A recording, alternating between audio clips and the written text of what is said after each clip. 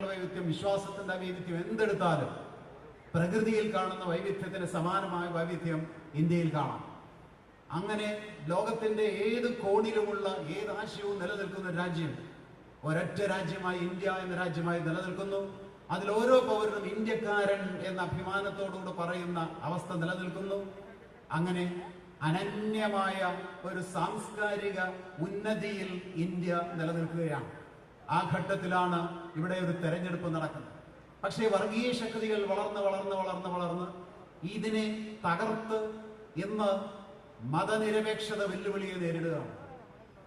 ഇന്ത്യയുടെ തനതായ മതനിരപേക്ഷത, അനന്യമായ മതനിരപേക്ഷത, അത് വെല്ലുവിളിയെ നേരിടുകയാണ്.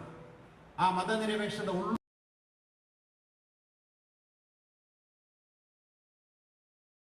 സമാധാനത്തോടെ സ്വസ്ഥതയോടെ ജീവിക്കുന്നത്. ഇന്ത്യൻ ജീവിതത്തിന്റെ സ്വസ്ഥതയുടെ കാരണം എന്താണ് എന്ന് ചോദിച്ചാൽ മറ്റൊരു ഉത്തരമില്ല. ഇന്ത്യയിൽ വളർന്ന് വികസിച്ച പടർന്ന് പന്തലിച്ച മഹാസംസ്കാരം മതനിരപേക്ഷതയാണ്. അതുകൊണ്ട് ഇന്ത്യയിൽ ജീവിക്കുന്ന ഓരോ മനുഷ്യനും ഏത് വിഭാഗത്തിൽപ്പെട്ടാലും, ഏത് ജാതിയിൽപ്പെട്ടാലും, ഏത് മതത്തിൽപ്പെട്ടാലും, ഏത് കക്ഷിയിൽപ്പെട്ടാലും സ്വസ്ഥതയോടെയും സ്വൈര്യത്തോടെയും ഇവിടെ ജീവിക്കണമെങ്കിൽ ഇവിടെ മതനിരപേക്ഷത തന്നെ നിലനിൽക്കണമെന്ന് ആഗ്രഹിക്കണം. ആ തിരിച്ചറിവാണ് യഥാർത്ഥത്തിൽ ഓരോ ഇന്ത്യൻ പൗരനും ഉണ്ടാകേണ്ടത്.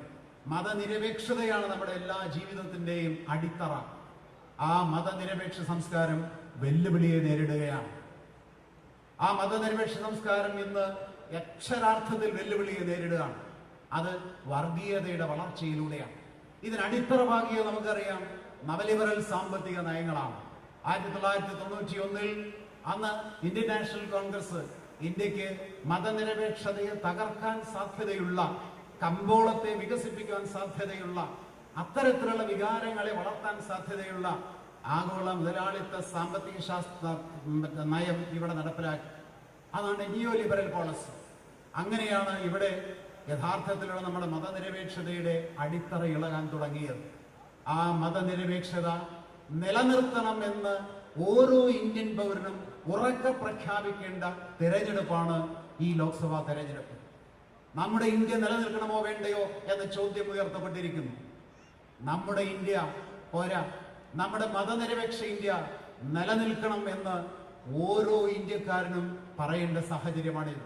അത് അവരുടെ ചുമതല മാത്രമല്ല, അവരുടെ കടമ കൂടിയാണ്, അല്ലെങ്കിൽ അവരുടെ കടമയാണ്. ഓരോ ഇന്ത്യക്കാരന്റെയും കടമയാണ്. നമുക്ക് നമ്മുടെ വരാൻ പോകുന്ന തലമുറകൾക്ക് നൽകാൻ പറ്റുന്ന ഏറ്റവും വലിയ സംഭാവന എന്താ എന്ന് ചോദിച്ചേക്കാം. അവർക്ക് നൽകാൻ സ്വത്ത് എന്താ എന്ന് ചോദിച്ചേക്കാം. നമുക്ക് പെട്ടെന്ന് തോന്നുക പണമോ ഭൂമിയോ കാറോ വീടോ വിദ്യാഭ്യാസമോ ഒക്കെ ആകാം. അതൊക്കെ ആയിക്കോട്ടെ. പക്ഷേ വരുന്ന തലമുറയ്ക്ക് ഇവിടെ സ്വസ്ഥവും സ്വൈരവുമായിട്ട് ജീവിക്കണമെങ്കിൽ ഇന്ന് ഓരോ ഇന്ത്യക്കാരനും നിലനിർത്തേണ്ടത് മതനിരപേക്ഷതയെയാണ്. തലമുറകൾക്കുള്ള സംഭാവനയാണത്, തലമുറകൾക്കുള്ള സമ്പാദ്യമാണത്. അങ്ങനെ ഇന്ത്യൻ ജനതയുടെ സ്വാസ്ഥ്യത്തിനു വേണ്ടി ഇന്ത്യൻ ജനത വോട്ട് ചെയ്യേണ്ട തെരഞ്ഞെടുപ്പാണ് ഈ ലോക്സഭാ തെരഞ്ഞെടുപ്പ്. ഞാൻ ദീർഘിപ്പിക്കുകയല്ല. അതുപോലെയുള്ള മറ്റൊരു വലിയ സംസ്കാരമാണ് ഫെഡറൽ സംസ്കാരം. ലോകത്തൊരു രാജ്യത്ത് ചെന്നാലും അങ്ങനെ മനോഹരമായ ഒരു സംസ്കാരം കാണാൻ കഴിയില്ല. മനോഹരമായ ഈ ഫെഡറൽ സംസ്കാരവും ഭീഷണിയെ നേരിടുകയാണ്. നമ്മുടെ രാജ്യത്ത് ഒരു കേന്ദ്ര സർക്കാരുണ്ട്, സംസ്ഥാന സർക്കാരുകളുണ്ട്. ഭരണഘടന നൽകുന്ന നിരവധി അവകാശങ്ങളുണ്ട്. അതനുസരിച്ച് കേന്ദ്രത്തിൽ ചില അധികാരങ്ങളുണ്ട്, അവകാശങ്ങളുണ്ട്. സംസ്ഥാനങ്ങൾക്കും അധികാരങ്ങളുണ്ട്, അവകാശങ്ങളുണ്ട്. അതിന്റെ ചുവട് പിടിച്ചാണ് ഇവിടെ അധികാര വികേന്ദ്രീകരണ പ്രക്രിയ നടപ്പിലാക്കിയത്. ആ അധികാര വികേന്ദ്രീകരണം ഏറ്റവും മനോഹരമായി പുഷ്കലമാക്കിയത് കൊച്ചു കേരളമാണ്. അധികാരം വികേന്ദ്രീകരിക്കുന്നതോടുകൂടി കൂടുതൽ ഫെഡറൽ അവകാശങ്ങൾ മറ്റേ സംസ്ഥാനങ്ങൾക്ക് ലഭിക്കേണ്ടതാണ്. അതിനേക്കാൾ കൂടുതൽ അവകാശം താഴെത്തട്ടിലെ പഞ്ചായത്തുകൾ ലഭിക്കേണ്ടതാണ്. ഇനിയും ഇന്ത്യൻ ജനത ആഗ്രഹിക്കുന്നത് ജനാധിപത്യം പുഷ്കലമാകാൻ കൂടുതൽ അധികാരം വികേന്ദ്രീകരിക്കണം എന്നുള്ളതാണ്.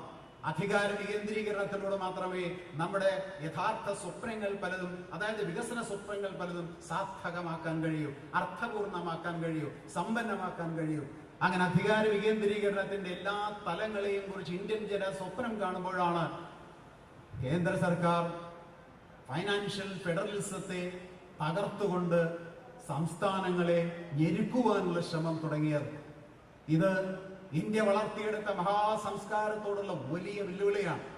അധികാര വികേന്ദ്രീകരണത്തോടുള്ള വെല്ലുവിളിയാണ്. അധികാര കേന്ദ്രീകരണത്തിന്റെ ഏറ്റവും വലിയ ശബ്ദമാണ്.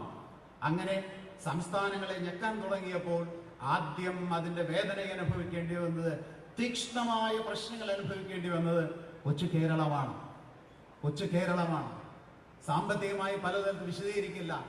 ഒരുപാട് സഹായങ്ങൾ ആവശ്യമുള്ള കേരളം, അർഹിക്കുന്ന കേരളം, കുറച്ചുകൂടി നല്ല വാക്കാതാണ്, അർഹിക്കുന്ന കേരളം പലതും പ്രതീക്ഷിച്ചു. പക്ഷേ ബോധപൂർവം കേരളത്തിന്റെ എല്ലാ അവകാശത്തെയും അവഗണിച്ചുകൊണ്ട് കേരളത്തിനെ സാമ്പത്തികമായി ഞെരുക്കി. ഇത് അധികാര വികേന്ദ്രീകരണത്തിനെതിരാണ്, അധികാര കേന്ദ്രീകരണമാണ്, ഫൈനാൻഷ്യൽ ഫെഡറലിസത്തിനെതിരാണ്, ഫൈനാൻഷ്യൽ ഫാസിസത്തിലേക്കുള്ള വഴിയാണ്. അതിനെതിരെ എന്ന് കേരള ജനത ശബ്ദമുയർത്തും. ഈ പറയുന്ന അധികാര കേന്ദ്രീകരണം, ഈ പറയുന്ന സാമ്പത്തികമായി ഞെക്കിഞ്ഞെരുക്കി അധികാര വികേന്ദ്രീകരണത്തിനെതിരെയുള്ള സാമ്പത്തിക ഇടപെടൽ, അതിനെതിരെ കേരള ജനത എന്നാണ് ഇനി സംസാരിക്കുക?